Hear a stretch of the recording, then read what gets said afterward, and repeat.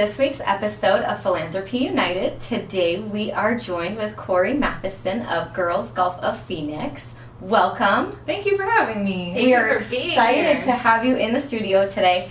Tell us all about Girls Golf of Phoenix. We do know you are the original chapter and the largest. So tell us how you got involved, what it is that you do. Sure. Yeah, I love talking about what I do, so thank you for having me. No, I run the LPGA USGA Girls Golf of Phoenix. That is a mouthful. I don't really say that all the time. But the LPGA and USGA are partners over across the world. But LPGA Girls Golf started here in Phoenix. We're 32 years ago now. Wow. So, no, I did not find it. Thank you. No, I'm not the founder, but I was a player in the program. That's awesome. And I grew up playing. There was a lady named Sandy LeBeau who's still in the Valley here. She teaches out of Talking Stick Golf Course, and she was running the program and running stuff for girls, and a donor came up to her and said, we need to do more of this, and so she just grew and grew and grew, and then the LPGA and USGA picked it up quite a few years later. So I was a player in the program. I started when I was 12, and I told the ladies running it that I wanted their job. And you are a pro golfer, legit, tried and true, yeah? So there's different branches of the pro. Like, I'm not the pro golfer that you watch on TV, like Michelle Wie or those kind of people. But I mean, I could have been. I played in college on a scholarship. Amazing. Kills my dad that I'm not. But the golf industry has always been a part of my life. So I'm a teaching professional. Yeah. So I'm an LPGA professional. Yes, but on the teaching side, which is pretty cool. So there's different branches. I've heard that. Where do you teach out of? I don't teach out of. I run this program. So I'm not a green grass facility. So I run the girls program out of offices at Ping. So the Ping headquarters are here in Phoenix, and so we have an office in north Scottsdale. No, we're in by Metro Center area. Oh, okay. It's been there for a long time. That's where their warehouse is and whatnot. So the cool part about my program is that every time I provide an opportunity for little girls, we go somewhere different. Ooh. So we're kind of like an umbrella over the whole valley. So I'm like a special little club for girls, and we meet at all different places. So what girls are eligible for girls golf? Yeah, so here in Phoenix, I'm so lucky to provide programming for girls ages 3 to 18. That's a big deal. All ages, just all junior girls. The average age is 10. Okay. So they're little right now, and they're excited about it. But yeah, the 3-year-olds are awesome. I have an itty-bitty division, and it takes them forever, and then they all need a nap after. They're worn out by the end. Yeah, no, but that's unique to me. Not a lot of places offer those kind of opportunities for the littler ones. Yeah. It's hard to find any activity for that age. It is. Yeah. It's. I have 3 little girls of my own, so being a mom is my first priority, and then but I view myself as a mom to the thousands of girls that I'm able to outreach to every year. Okay, so how does it work? So I run programming all over the valley. Families that are interested in getting their daughter involved can, look up. So any family is eligible? Yeah. My main goal is to make it affordable and accessible to any family, whether golf is in their life already or not, or they know all about it or they don't. The cool part about the world right now is everyone's looking for stuff to do outside, and they're looking for stuff to do individually versus big group things. So golf's booming right now. So did you have a really big year through 2020 and now into 2021? Yeah, I took a little bit of a break. My events are really big. So my goal, with my events is to really have high energy and engage the girls and get them excited about golf. So some of the stuff had to be put on pause or just adjusted a little bit just because it's a lot of people. Mm-hmm. And they're fine, they're spread out, but mainly me and my family and my staff and my volunteers and things like that, they're the ones that we have to worry about too, right? So, we had a great year, took a little bit of a pause, but then when things started happening again and I'm able to add stuff back on my schedule, numbers have been through the roof. That's great. Can you tell us, I know it's based off of 5 E's. What are they and what do they mean? You did some homework. We try not to, so that the guest has to tell us all the things. But there's certain parts that don't. Some things out. I love it so much. That's so great. No, so because we're part of a bigger entity with the LPGA, we have a really awesome, curriculum that's been developed that we implement into different programming. So whether we're doing a tournament or whether we're doing a dream vision board workshop at, we've done like lock-ins at Van's Golf Shop before, and where we just go hang out after hours and the girls get to go shopping at a discount, and then we'll do like a project. So it's really about more than golf, and that is one of the most amazing things. Yes, I run a golf program. That's the easy word, but the main thing I do is I run an empowerment group for girls. And it's a safe place for them to build their athletic ability. It's a fun place for them to be with family. And we have built an awesome family. So the root of that comes from some of the curriculum the LPGA helped us create and implement across the world. And we have 5 E's that are the base of that, which I work into a lot of what I do. Energize, empower, engage, enrich, and exercise.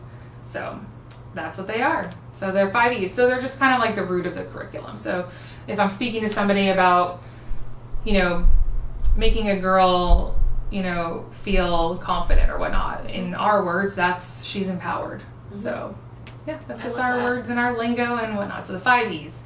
So in all of your different tournaments, are they playing a full 18 rounds, or is it dependent upon their age? The cool part about what I do is it's not based on their age. It's actually based on their skill. So most sports programs, when you go into something, you're going to say, how old is your child? Put them here. Right. But golf can be welcoming to any age. So I could have a 15-year-old that's never played before, or I could have a 6-year-old that's been to the driving range every day with, her mom and dad, and she's, skilled in different ways because that's just her experience. Sure. So in my program, you choose where you want to start. So it's really about empowering the girl to have those decisions to empower the girl to have those decisions to move along the program. So I have different divisions. Not everyone plays 18. Okay. They start off playing 1 hole, those itty bitty girls. It sounds crazy that they come out for just 1 hole in the tournament format, but it takes them like 45 minutes.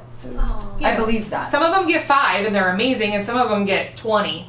It doesn't matter. It's about getting them on the course. So most of the time, someone's experience with golf is like, oh, I went to Topgolf, or oh, I went to the driving range with my grandpa, or whatnot. So this is about getting those girls to play from start to finish, from a tee to the hole, get them through the green, and that's what the golf courses are allowing us to do when I come in. So I have 1 hole, 3 holes, 6 holes, 9 holes, and 18. So they go all the way up. But I've got 15-year-olds that play 3 holes with an adult still helping them, and I have 10-year-olds that are playing, tour yardages, 6,000 yards, 18 holes. So it just, because that is where they feel pushed and empowered, is that's really being cool. able to push themselves. I love that. Yeah. So it's different than tiered approach. I think that's better. Yeah, that was something that Sandy developed when she decided tournaments, and that is very unique to what I do compared to some of the other golf organizations. Most of them are age-based. So Well, I would say compared to any sport. Mm-hmm. Well, so how much does it cost to be a part of the program? That I touched on this a minute ago because my goal is to make it affordable and accessible to everybody. So my membership's only $40 for the whole year, and then they choose. It's like a club. So once you join our club, then you choose what events you want to play in. So then if it works for you to play at the mother-daughter tournament with your mom or your grandma, then you sign up to pay for that one. And those events vary from $10 to $70, just depending on the format, where we're playing, if it's 1 day, 2 days, if it's with a partner. We do all kinds of different things. Every event I have has a different little theme. You guys are from the event world, so you would appreciate that. So can you tell us some of your themes? I've had some people say that it is like a birthday party, basically, but we're playing golf. So one of my favorite events is sponsored by the Waste Management Phoenix Open, which I've been going to since I was a little girl, and it's called the Frozen Open. So it's a play on words, the Phoenix Open, the Frozen Open, and it's all on a Elsa Frozen movie theme. So cute. So just the tournament is the same. It's a tournament. We're going out to a course, but you wouldn't believe how excited a 7, 8, 9-year-old gets when you tell her she can wear her princess dress to come play golf. That's because awesome. There is nowhere else that would be okay. Golf has always kind of been like a really weird, like, oh, you dress like that, or oh, why do you always have a collared shirt on, or why are you, it's like, because that's what golf is. And oh, thank God it has gotten so much better from when I was a little girl, because it was like pleated khaki shorts, like poofy front, like down to your knees, and Oof. it was boy shirts because that's all you could find. But thank goodness we're really able to celebrate the female athlete now, and I think that that's become a priority. And I think athletic wear in general is awesome. We all want to wear it all day. So Oh yeah. so we the golf. live in it. We do. I literally child. today we have an event tonight, and I was like, oh, it's so weird to put normal clothes on. Yeah, my husband and I call them hard pants. So if you have to wear your hard pants, you're going to like, yeah. So I you know love that you that. have to go to something if you have to, like, you gotta wear hard pants today. Like, Oh my gosh, I'm So gonna funny. implement that in my life. It's Right? a hard pants day. It's a I hard don't know. pants He day. heard it from someone else, but we were laughing about that. That's hilarious. He's a teacher, sixth grade teacher in the Paradise Valley District. So Okay. we're around a lot of youth. Kids. We're around a lot of high energy, and yeah, we have 3 daughters, and it's a busy world. So yeah, we just started summer break, and That's happy awesome. to be there. But a lot of people think that my job might slow down in the summer because it's hot. No but way. honestly, the kids are out of school, and They want something to yeah, do. exactly. So we just changed a little bit about how it works. You know, my tournaments in the summer are going to start at 7 a.m. on a weekday versus like noon on a Saturday. Right. So in the school year, I can use the weekends, and during the summer, we can do stuff. I'm really excited about. I'm not sure when your listeners will tune in, but June 12th, I am implementing back in some of the things that I had to get rid of with COVID. Were those big group hands-on developmental activities, because I would have 50 to 120 girls at them. They're very, very high energy, and that's just something I didn't think that I could manage with help or spacing or Sure. whatnot. And so, but I'm bringing back, it's called Game Changers, and they're guided practices where if someone doesn't know anything about golf, has never touched a golf club, they can come and try it. And that's been really, really hard to say, I don't have that right now. And so I'm excited that we're kind of rebooting those again. Good. It's going to be June 12th, but this one's going to be a water day. So you talked about like Perfect. themes, but like we're going to be like chipping out of swimming pools and swinging wet towels and instead of our clubs and things like that. I So love How that. fun. Okay, let's see. June 12th. So that's Saturday. Saturday. Okay. Very cool. And where is that happening? That one's going to be at Sun City Country Club. So they're one of kind of our little bases. So Okay. Andrew Yang out of there is amazing, and they're super family-friendly facility. So he knows that I'm going to come in and take over and have a bunch of girls. So where all do you do your events? I know they kind of bounce all over the place, but do you typically visit the same courses throughout the year, or? Well, I mean, like any event host or whatnot, you know where you're welcome and where people are excited to have you. And then when you have a youth-based event that's a little bit outside the box because someone's going to show up in a princess dress or whatnot, you know, there's some facilities that are super duper excited to have us and accommodating. I tend to use the same, 20 or so. Okay. I mean, we have got a golf course on every single corner. We do. And it's really, really difficult right now because they are so busy. And there's so many new players, which is weird because you would think that it would be slowing down now. But last summer, with the pandemic, the courses did not see a decrease in play like they have in the past. And they kept rates the same and things like that. So our industry, I just went to a big meeting with a bunch of officials. It's like an all association thing, and everybody's in the same boat. It is just really booming. It is a lot of attention. When I go to a facility, if I have tee times at noon, they are booked solid until me. And almost sometimes that can be difficult because now they're saying now they're closed or not able to put anybody out public play on because they have girls golf or they have an event or they have junior golf or whatever they're hosting. So that, might turn people away. So some facilities do struggle with hosting that, but a lot of them really see a priority in having the future of the game and knowing that this is a family-friendly facility and knowing that those families are going to come again, or they're going to buy food and beverage, or they're going to realize it was a really great course and they're going to visit again on their Sure. own. So some of them see a value in it. No, I don't always go to the same place. I really do my best to mix it up, and since we do cover the whole valley, I like to have one in Mesa and then one in Chandler, and then we'll go back over to the West Valley. I'll have something in Peoria, and then I'll go back to Central Phoenix. So my members come from all over. Is there How many members do you have? So I have the paid membership that's $40, and I have average about $250 every year, which is really cool. My average age is 10, that's what I said earlier. But in 2019, before the pandemic, I registered about 1,000 girls. Amazing. Between those big developmental days that I was doing. So those were those days where, we partnered with ASU, and the ASU women's team, who's playing nationals right now, coached the girls, and they get excited about that because they can come out and meet them and meet the college players. And so those are those partnership events, but that's the developmental stuff that I was missing. So I didn't used to charge a membership for those, but now I really want to engage them and I want them to be serious about it. My membership's only $40, and so then they can sign up to be a member. They get like a goodie bag with a hat and balls and a member. They get like little swag, so they get like little girls golf swag, and I think it's totally valuable. And my goal would then be, if they just come to those practice sessions, is get them ready to play in the tournaments. And your organization started in Phoenix, but it's everywhere.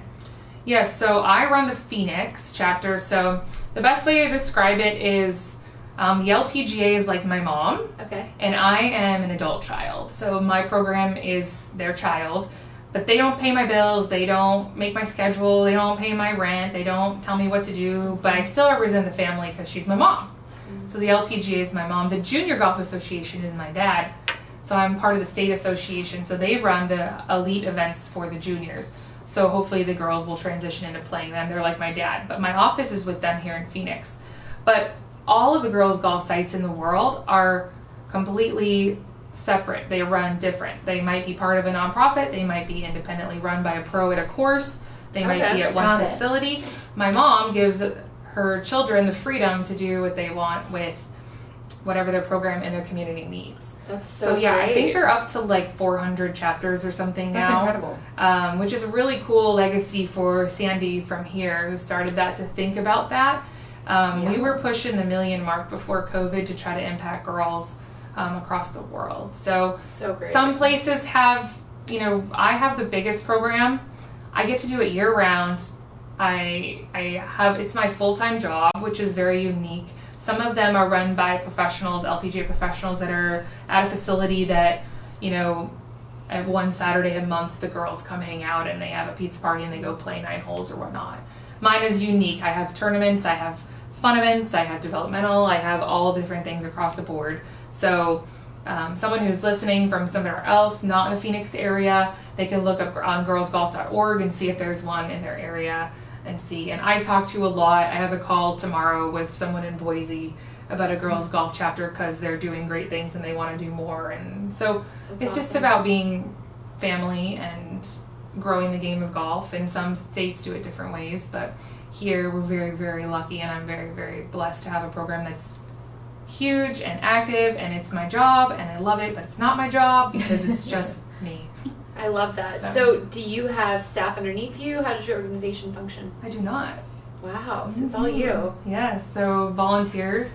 I have an intern, usually seasonally in the summertime, that can come and help me. Yeah, so I get to come from recording super cool podcasts to I gotta go to the office and stick 100 stickers on scorecards and make goodie bags and then, whatnot. So, Jack of all trades.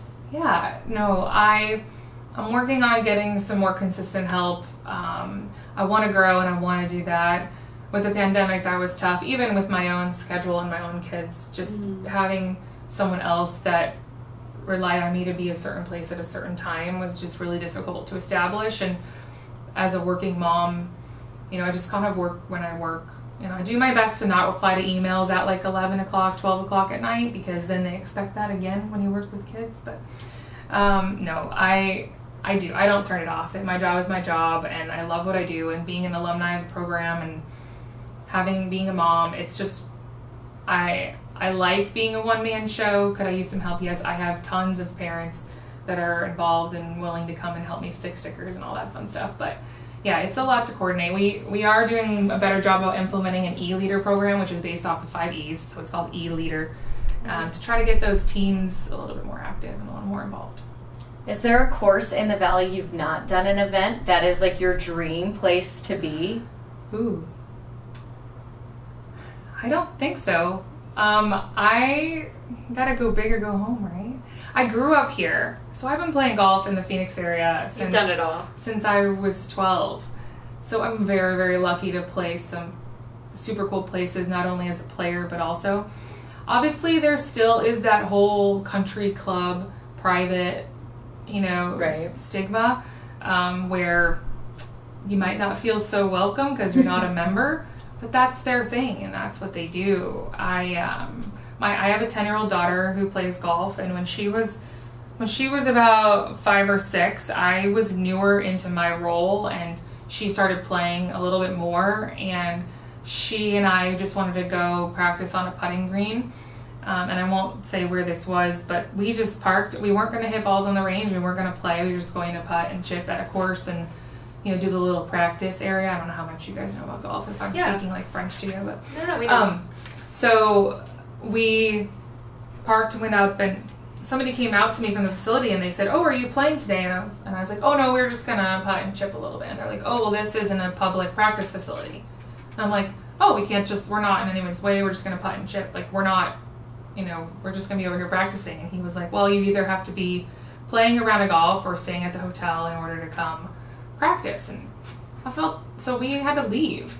And I felt a little sad by that. Not only is my 5-year-old like, "Oh, shoot, we have to go now?" And then also I'm in the golf industry, and I was confused. So I can't imagine if somebody was new, if that was your first time taking your child to go do that and you just basically got kicked off. Like, I can't imagine how they would feel. Would they come back again? Was it a country club or was it a hotel? It was not. It was part of a hotel. Okay, got it.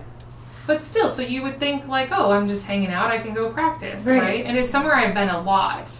Wow. That's even worse. Yeah, so then I'm like, okay, where can I go? What are the public practice facilities? So that, I think, are the things that we need to change in our industry right now, is thinking that every single person is brand new and being welcoming to that. And, and I view myself as a resource for those families that don't understand. Yes, I run Girls Golf of Phoenix, but probably once or twice a week I get an email that says, "I have a 6-year-old son.